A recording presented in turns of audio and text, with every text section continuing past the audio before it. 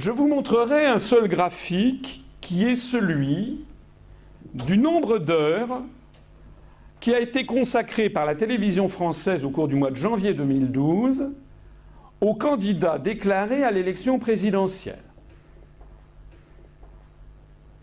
Ce qui est dramatique dans ce graphique, c'est qu'il est l'illustration exacte de ce qu'ont découvert les Américains et les études de sociologie venues d'outre-Atlantique depuis maintenant un certain nombre de décennies, d'années.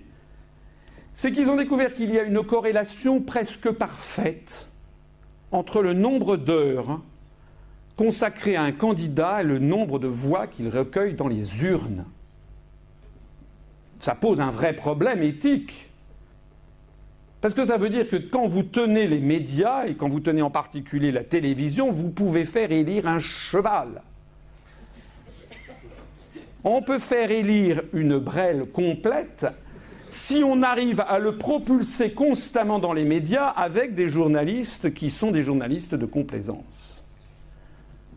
Charles de Gaulle, aujourd'hui, n'aurait pas accès aux grands médias. C'était d'ailleurs ce qui s'est passé en 1940, c'est pour ça qu'il est allé à la BBC. Retrouvez nos analyses, nos propositions, adhérez ou faites un don sur upr.fr. Retrouvez-nous aussi sur Facebook pour partager des idées et participer au direct. Twitter pour suivre les réactions de François Asselineau au jour le jour. YouTube pour ne rater aucune de nos vidéos. Pour nous aider à rétablir la démocratie, poussez-nous, abonnez-vous, partagez.